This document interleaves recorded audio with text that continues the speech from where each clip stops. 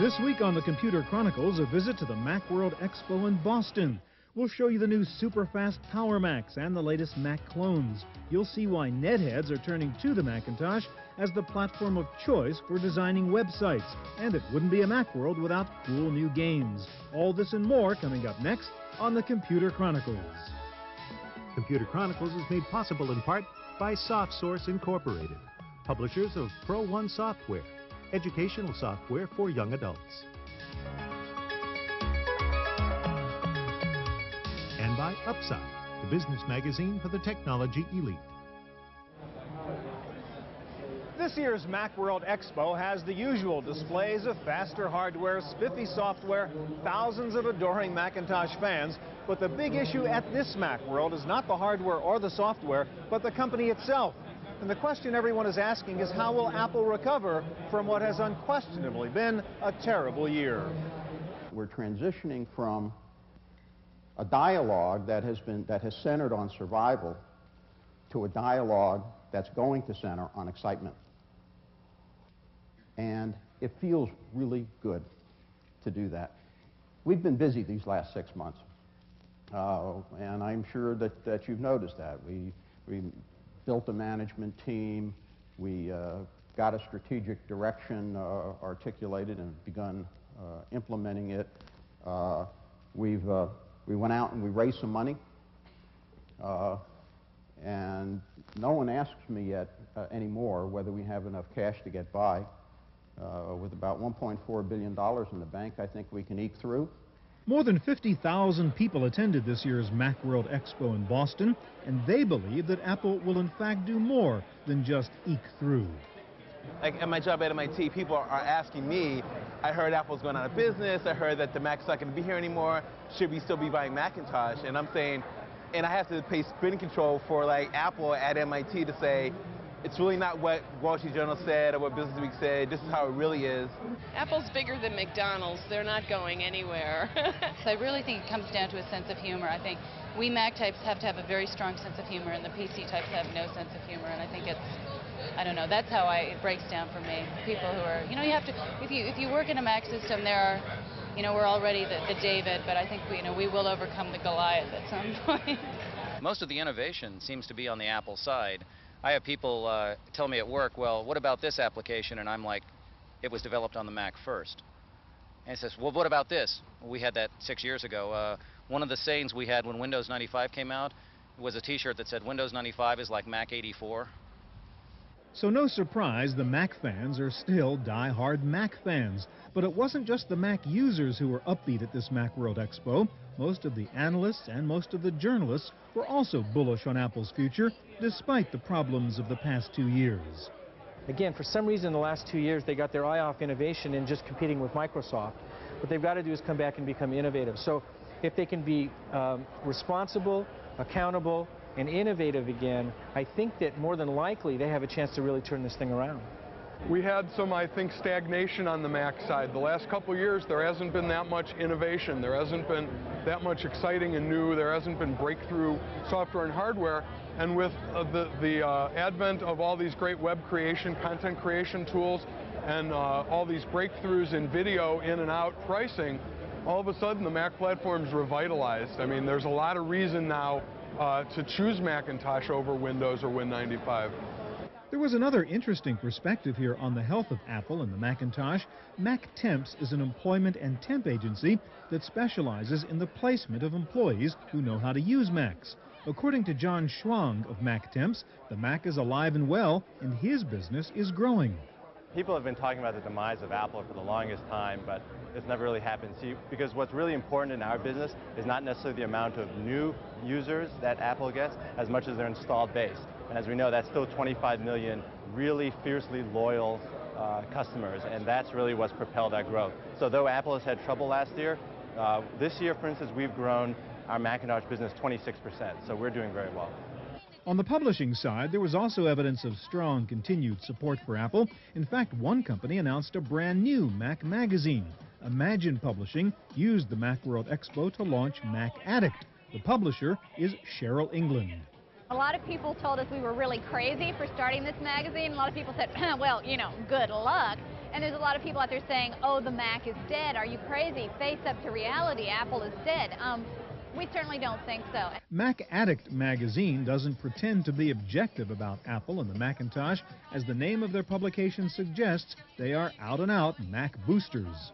A couple of things that make the magazine really different. One, we're going to have definitely an attitude. We love the Mac, and we're not afraid to say we love the Mac and we think PCs and Windows suck. If that offends you, this is not your magazine. Indeed, there was a lot to celebrate at this year's Boston MacWorld Expo. Apple used the occasion to celebrate the production of the 25 millionth Macintosh computer.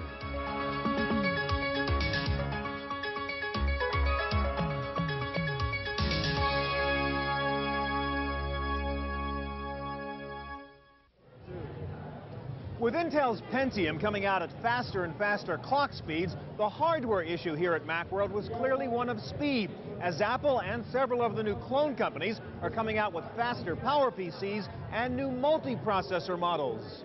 The Performance 6400, which is Apple's new Tower Mac, is really a step in the right direction. You look at a product that's well-focused, sexy, fun, fast, a good value. That's a really neat product. The Performer 6400 is Apple's first mini tower designed specifically for the home. It's based on the new PowerPC chips that run at 180 to 200 megahertz. The new Performer 6400 comes standard with 16 megs of RAM, a 1.6 gigabyte hard drive, an 8X CD-ROM drive, and 3D surround sound. The price on the new Performer 6400 starts at around $2,400. One of the applications that really eats up this faster processing power is digital video. And Apple showed off a new easy-to-use video editing system called Avid Cinema that takes advantage of the Performer's new speed and power. Avid Cinema uses a simple interface to lead you through the video editing process, allowing almost anyone to become a skillful video producer. You can rearrange shots simply by dragging and dropping them in the project timeline. Avid Cinema offers 25 digital transition effects in addition to standard fades and dissolves. Your finished movie can be output to videotape or saved in a QuickTime format for digital distribution on the internet or for use in a computer presentation. Avid Cinema was a big hit with the journalists here at Macworld. Breakthroughs in digital video, this new thing from Avid that Apple's bundling. It's a complete video system for like $500 for the home user. It's everything you need. You plug your camcorder in, you dump the video, you edit it, you change it around, you play with it, you add some music, you dump it back out to tape, all for $500. It's the holy grail. Not only was Apple showing faster Macs at this show, they also introduced the first multi-processor Macintosh here at Macworld. The Power Macintosh 9500 180NP features two 180 megahertz PowerPC 604E chips. The Power Mac 9500 can run all applications written for 68,000-based Macs, and it can also run Mac apps that have been accelerated to take advantage of the PowerPC. Though Apple did introduce several new Macintosh computers at this Macworld Expo, the company says its focus in the future will be on streamlining its product line. In the hardware side, we've got a few things we want to focus on. First and foremost is we want fewer core products. What you're going to see over time is that we're going to simplify the product line. I might actually be able to remember what all the models mean. Industry analyst Tim Baharan says he thinks the new Apple CEO is on the right track. One of the things that Apple did was confuse the market with having so many versions of the Mac out there. Now they're going to take each of the lines, the Performa, the 8500, the 9500, etc. Instead of having 5 to 7 models in each, they'll probably pare it down to 3 models. What they're going to do is make it much simpler for the customer to say, all right, if I'm going to go for a Performa, I only have these 3 that I have to worry about figuring out what I want to buy. While Apple is cutting back on the number of Macintosh models it will offer, there are more Mac systems to buy than ever before, thanks to the new Mac clones being offered by companies like Power Computing, Daystar, and Umax. I'm really hot for Mac clones. I think it's good for the Mac OS. I think it's good for the business. I think it's good for the Mac community to have choices. Choices are good, so I'm really up. I think the power towers are great. I think the UMax dual processor equipment's cool. I think the Daystar multiprocessor is cool. I think the fact that we're going to have IBM and Motorola coming on the scene soon is really cool. Power Computing showed MacWorld attendees that they could not only turn out Power Mac compatibles, but they could also rival Apple in spectacular PR. This was a bungee jumping apparatus just outside the Boston World Trade Center, set up for use by attendees and sponsored by the Power Computing Company. The bungee jumping was the lure to get attendees to find out more about the new 225 megahertz Mac clone called the Power Tower Pro 225. Power Computing says it is the fastest personal computer in the world. It's aimed at high-performance users, obviously, such as graphic artists and programmers. The prices will start at around $5,000. Daystar Digital is the first company to ship a multi-processor Mac with a special multiple CPU Mac operating system. Daystar's Genesis MP comes with 2 or 4 PowerPC chips. Prices range from around $5,500 to around $10,000. Motorola showed off their first PowerPC consumer product here. Though there was no definite shipping date and no information on availability, Motorola demonstrated a prototype of its PowerStack Mini Tower. It features a 100 megahertz PowerPC 604 processor, and it will support both AIX and the Windows NT operating system. There were still more new Mac clones. UMax introduced several mid-range PowerPC 603E systems with microprocessors ranging from 140 to 200 megahertz. UMax is targeting the middle portion of the market that falls between the first-time home computer buyer and the high-end video or graphics professional. If you're really a multimedia maven and looking for maximum multitasking power, you probably would have ended up at the booth showing off the latest version of the B Box. B Incorporated was founded just over 5 years ago by former Apple executive Jean-Louis Gasset. His mission was to overcome the limitations of existing computer architectures. The B Box features a custom CPU and a proprietary operating system designed specifically to take advantage of multiple CPUs. The company introduced the B Box Dual 603 here at MacWorld. Prices for the 133 megahertz models start a little higher than for the basic version at around $3,000. But despite its relatively modest price, Jean-Louis Gasset says the B Box is not for everyone. But it's not, let's sweep this aside, it's not an office automation type of machine. You know, these are legacy applications which are better served by existing OSs. But now we have emerging applications in the digital media world, digital audio, image processing, digital video. You also have internet services like audio or video servers over the internet, and also games programming. Games programming, you had fairly primitive tools, and now with a very fast machine you can produce and generate games much faster for other game platforms. B is trying to leverage the technology developed for its own multitasking operating system by making it available for other multiprocessor Mac compatibles. This is the B operating system running another PowerPC-based Mac clone. Using the B OS, you can do effective multitasking even on a single processor model. B is trying to avoid the old Apple mistake by focusing on its software as well as its hardware. And the interesting thing is once you remove the hardware variable and you compare the speed at which our software runs and someone else's software runs, well then it starts people thinking about how powerful our software is. The B OS Release 8 supports 3D graphics, offers its own web browser, and includes object classes for new user interfaces. Next up, the Macintosh stakes its claim as the premier web development tool.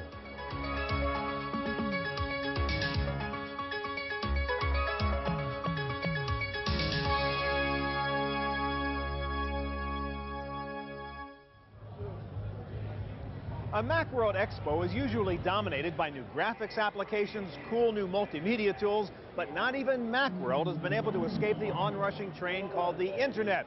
For here at this Expo, the Mac's design capabilities are being used to position it as the ideal platform for creating websites. Well, first of all, if you're involved in creating anything for the web, I think you'd be hard-pressed to say a Windows machine is a better choice. I think it's faster and easier to create content for the web on a Mac. Hands down, we have better tools, they work better together. It's amazing though, I was here last year and the web domination wasn't as obvious. This year it's just so much about the web that I think it's really, I think it'll save, well, it won't save the Mac, but I think it's a great thing to have happened. Indeed, there were lots of old and new software companies showing off new web design tools, from Claris and Quarterdeck to Terry Morse Software and Digital Comet. Claris introduced Homepage, a web page authoring tool with a WYSIWYG interface. Homepage automatically creates all the HTML code for you, automating the time-consuming task of web page development. But if you're an experienced web author, you can have instant access to the underlying code for editing and adding advanced features. Homepage is available for both the Mac and Windows 95. Delta Point previewed a new version of their Mac web development system called QuickSight. New features include automatic HTML code generation and automatic page link creation. QuickSight allows you to make global, sectional, or single-page modifications with just one click. And several small companies came together to form a developer's greenhouse for web applications. Among them was Digital Comet, which demonstrated Comet Page, a semi-automated web authoring tool.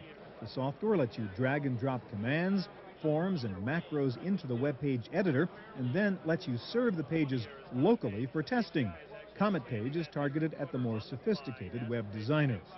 I'm targeting professional web authors who are designing sites with large numbers of pages that need the kinds of features that I have available. The ability to expand what we're calling macros, expanding on the fly, headers and footers, things that are used on the pages over and over again. Also want to make their pages dynamic. You want to change the page based on the IP address of the person coming through. Or we've got some large corporate sites that are interested in that because they want their boss to see have the page look different for their boss than they do for anybody else coming in. So the boss sees 6 more links and counters to various pages that nobody else can see. Or if you want to make your page random, you want it to look different as it comes in. You want to see a different picture every single time. You can use my kind of features. Another small company, Terry Morse Software, was offering an interesting new web publishing tool called Myrmidon. This program acts like a printer language and converts existing documents directly into web pages. Unlike other similar tools on the market, Myrmidon lets you preserve the formatting and style of your original document by having you describe the format. That is, tell it whether your document is a table or a list, for example. And Myrmidon then figures out how to convert your document to HTML via a chooser extension. Myrmidon is a bargain at only around $50. Quarterdeck demonstrated a new version of its WebStar product, the most popular Mac web server software. With WebStar, any Mac file can become a URL on the web, including GIF and JPEG images, as well as QuickTime movies.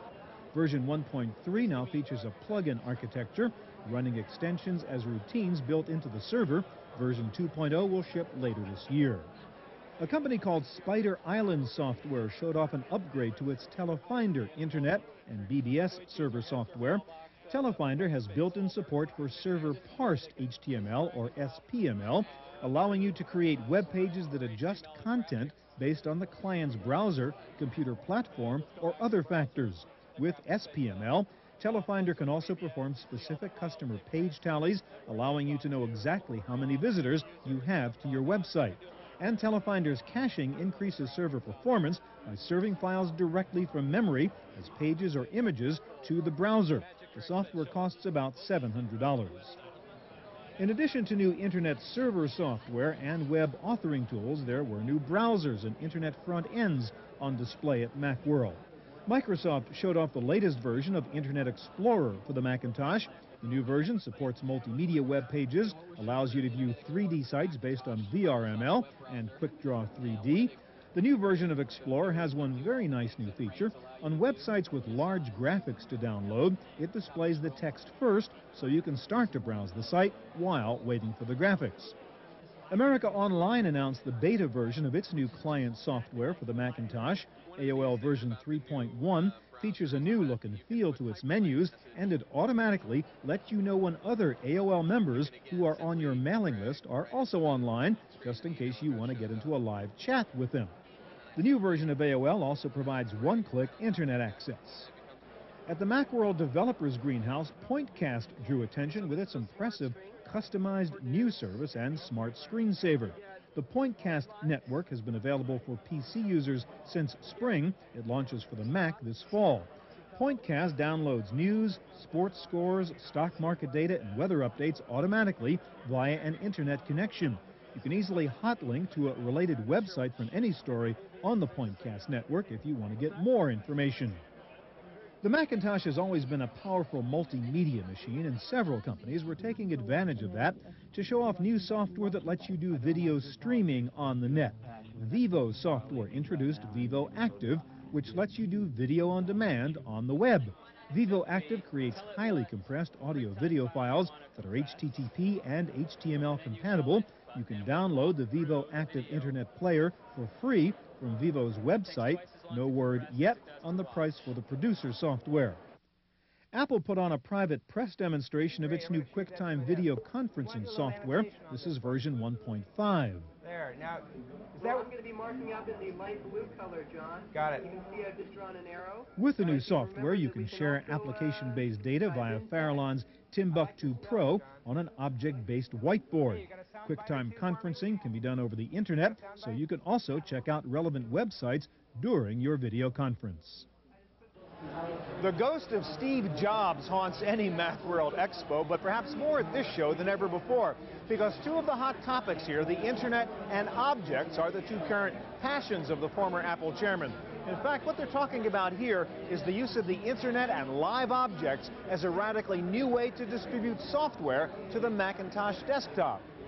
For years, they've had to take suites, application suites. I used to make them. And they would always say, but I don't want this piece, and I don't want this piece. Don't make me pay you for it. Don't make me store it. Live objects make it possible for them to take, if they want a spreadsheet, a word processor, and a dental package. They put them all together, and then that works for them. That's the precise solution that makes money for them.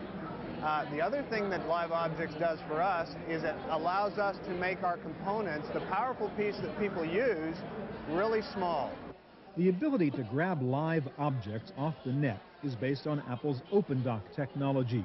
OpenDock is a component platform which allows applications to work across different operating systems, including the Mac OS, Windows, OS/2, and several Unix flavors.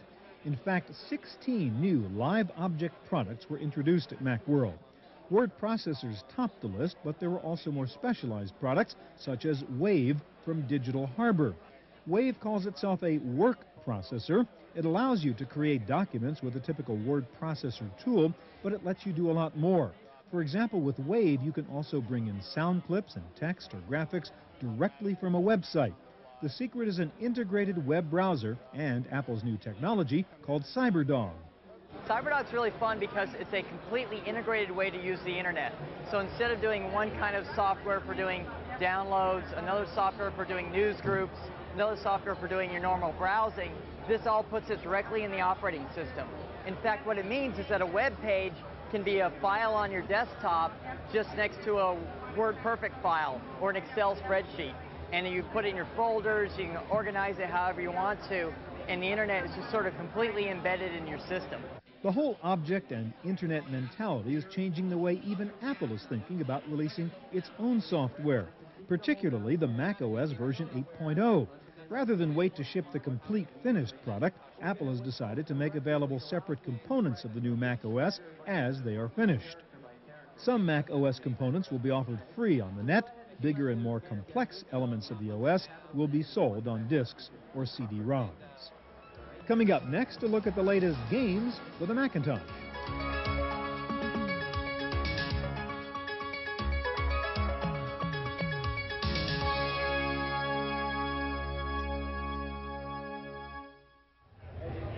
Walking around at MacWorld Expo is always a lot of fun because, you know, anytime you see Macintosh software, you're going to see innovative new creativity tools, hot new multimedia applications, but above all, cool new games. A small company called Antenna Head Industries is releasing a new action game called Sanctity. In this game, you're a special commando being dropped onto an island to discover what's there and then neutralize any potential threats. There are more than 60 vehicles awaiting you on the island, all heavily armed by the natives in their final attempt to defend themselves against something. Your mission is to discover exactly what that something is. There are quite a few other interesting new games or new versions of games released here at MacWorld.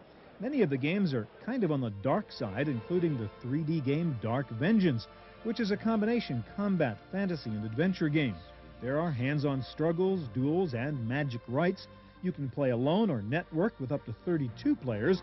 The single-player version from Reality Bytes costs about $50. It's another $20 for the network version. This is Stitch Painter from Cochineal Design Studio. It's a grid-oriented paint program for knitting, weaving, and other forms of stitchery.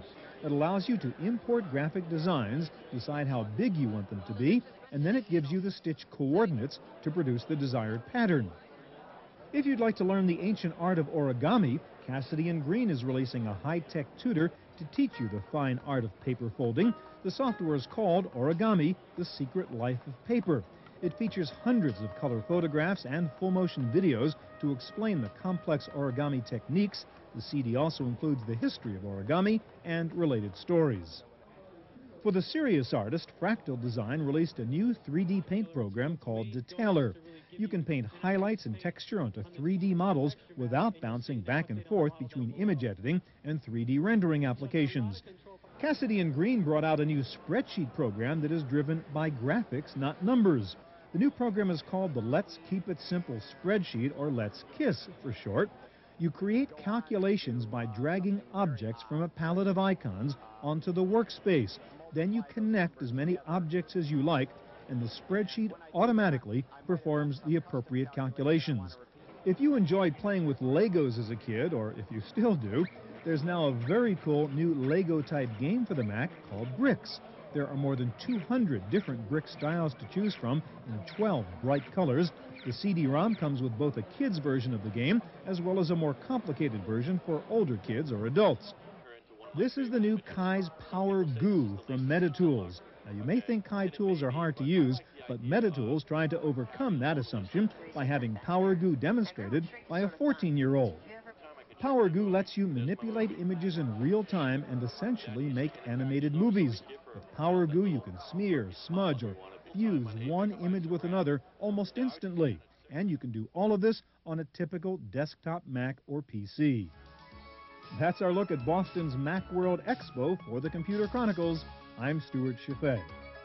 Computer Chronicles is made possible in part by SoftSource Incorporated, publishers of Pro One software, educational software for young adults.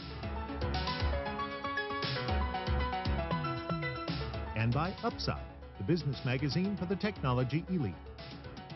Videotape copies of all Computer Chronicle shows are available for $32.50. Please order by show number and topic. And for more detailed information about the series, guests, and products featured, you can also order a subscription to the Chaffee Letter. In each issue, Stuart provides his unique insights and thoughts about the fast-changing world of personal technology. Videotapes and the Chaffee Letter can be ordered by calling 1-800-800-9520 or by writing us at the Computer Chronicles.